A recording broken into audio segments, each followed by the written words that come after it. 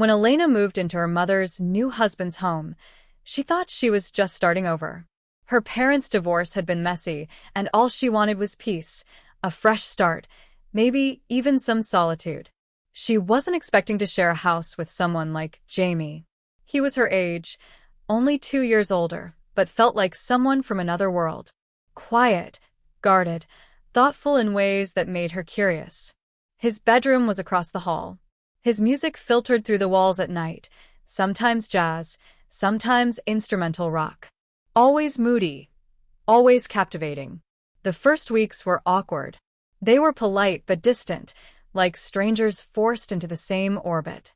He would nod when she walked by. She would smile without really meaning it. But something began to shift, subtly, quietly. It started with shared late-night snacks in the kitchen, a comment about the movie she was watching, a quiet chuckle when she tripped over the dog and swore like a sailor. Then came the long conversations, first by accident, then by choice. She'd find him sketching on the porch, and somehow an hour would disappear. He asked questions that no one else did. Listen like he actually cared. When she cried about missing her old life, he didn't try to fix it. He just sat there and let her feel. One night, she caught him watching her from the doorway as she played piano in the living room. She stopped mid-note, feeling exposed. But he didn't say anything cruel or mocking, just murmured, "You play like it's the only thing holding you together." Her heart raced. No one had ever seen her like that before. They didn't talk about what was building between them. But it was there, always there, in every glance, every word, every lingering pause when their hands brushed. The tension was thick enough to cut with a knife. It all came to a head on a rainy Friday. Their parents had gone away for the weekend, and the storm knocked the power out. They lit candles, wrapped themselves in blankets, and told stories in the dim glow. He showed her a sketch he'd drawn of her, soft, vulnerable, more intimate than anything words could express. "You shouldn't have drawn that," she whispered, her fingers trembling as she touched the paper.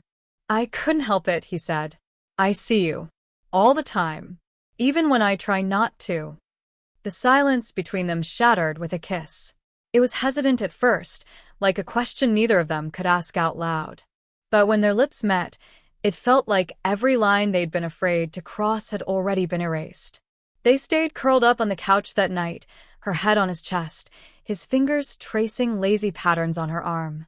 No words, no explanations, just warmth and the terrifying comfort of something real. But reality came fast. The next week, Elena's mother found one of Jamie's sketches of her tucked inside a notebook. There was shouting, crying, disbelief. "Your step-siblings," her mother said, eyes filled with pain. "Do you understand how this looks?" "We're not related by blood," Jamie said calmly. "We didn't grow up together. We didn't plan this." "No," her stepfather added, hurt in his voice. "But it's still a betrayal." They were forced to pull back. No more late nights. No more stolen glances. But feelings like theirs didn't just fade. Months passed. Jamie moved out to get space. Elena finished school and tried to focus on her future. But she thought of him constantly. Every song, every sketch, every quiet night reminded her of what they had, what they lost. Years later, they found each other again. Not by chance, by intention. Elena had published her first book, and Jamie had illustrated the cover under a pen name. When she walked into the small gallery where his work was being shown, he was already waiting. Neither of them said anything at first. They didn't need to. She walked up to him slowly, his hands tucked into the pockets of his worn jacket. "You still draw me," she whispered, looking at the newest piece on the wall. Her eyes were still the same in it, soft, hopeful, a little haunted. "And you still write about me," he replied, his voice rough with emotion. This time, there were no rules left to break. Just two people, older, wiser, still tangled in a love they never stopped carrying. Whatever they were supposed to be, step-siblings, strangers, forbidden, they were something more than that now. They were a story still being written. The moment Elena stepped into the gallery, everything came rushing back. The scent of turpentine, the gentle hum of quiet conversation, and most of all, Him. Jamie stood near one of his larger canvases, his hands behind his back, posture relaxed but eyes scanning. And when they landed on her, time seemed to pause. She hadn't seen him in nearly 3 years. They had exchanged a few short messages after he left, careful and vague, like neither of them knew how to be honest without hurting someone. But now, in this space filled with color and light, there was nothing left between them but the truth. "You came," he said simply, walking toward her. "I had to," she replied, her voice soft. "I needed to see if you were real, or if I'd made you up." He smiled faintly. "You never made anything up. That was the problem, wasn't it? We felt too much, too fast." They didn't touch. Not yet. But their eyes met with that same quiet ache they had once carried like a secret. Jamie led her through the gallery. Nearly half of the pieces were her. Not just portraits, reflections of who she had been. Her sorrow, her wonder, her strength.